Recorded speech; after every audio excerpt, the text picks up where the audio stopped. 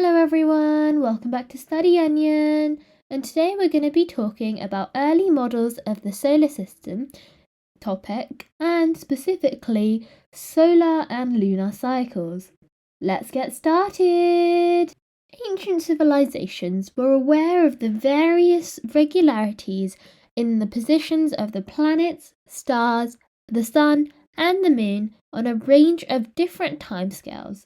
Detailed observations showed that the moon repeated its cycle of phases every 29.5 days, and that seasons were related to the length of the day and the height of the sun in the morning sky. So let's have a little look at some ancient examples where we see how ancient astronomers were able to make predictions about the position of the sun, moon, and stars in the sky. So one really key and important example comes from the ancient Egyptians.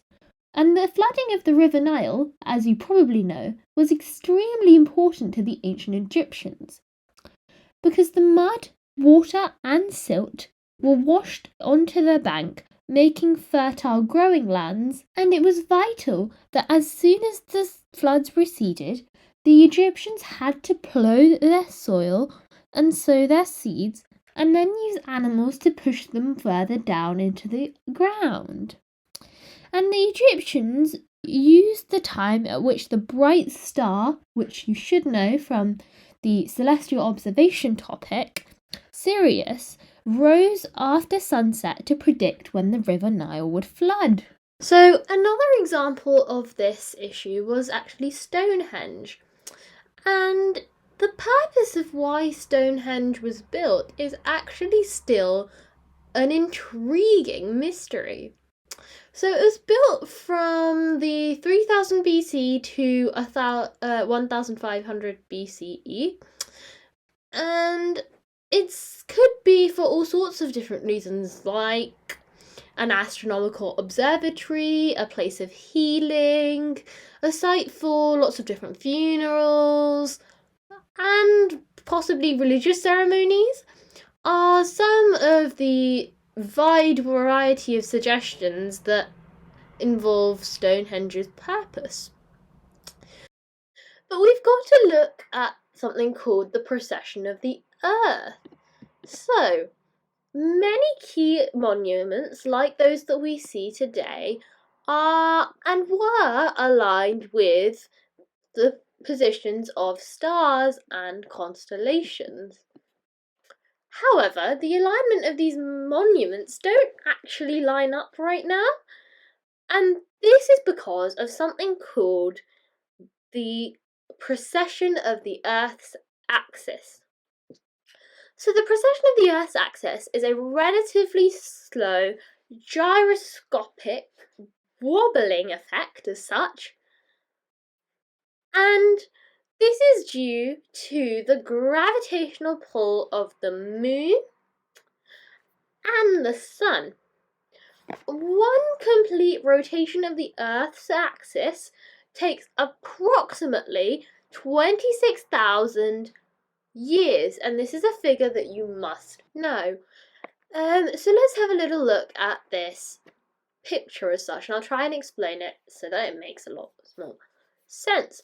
So in this picture you can see that the Earth is on a tilt because the Earth's axis is actually tilted at 27.3 degrees to the straight line at the moment. But the precession of the Earth's axis, and because the Earth's axis will always be tilted at 23.5 degrees because it doesn't change in its angle of tilt, just the position of its tilt, what happens is that as the moon and the sun gravitationally pull, the Earth axis can rotate. And what happens is that these gravitational pulls can cause the axis to rotate or wobble as such, and it will go around in a circle every 26,000 years.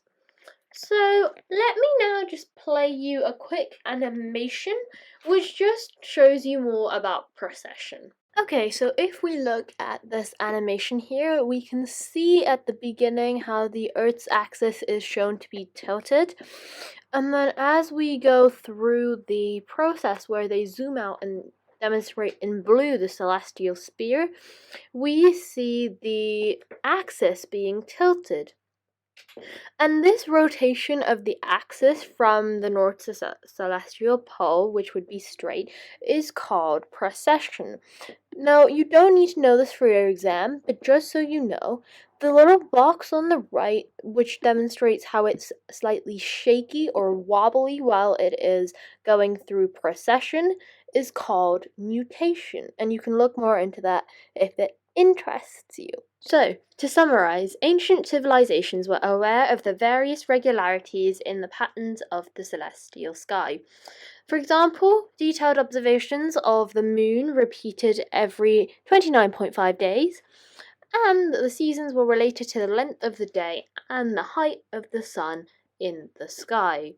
Some ancient examples of civilizations using astronomy in order to predict key events include things like the flooding of the River Nile, which was predicted by the ancient Egyptians in order to identify when growing lands were fertile. The time that a bright star Sirius rose was used as an indication for the flooding of the River Nile.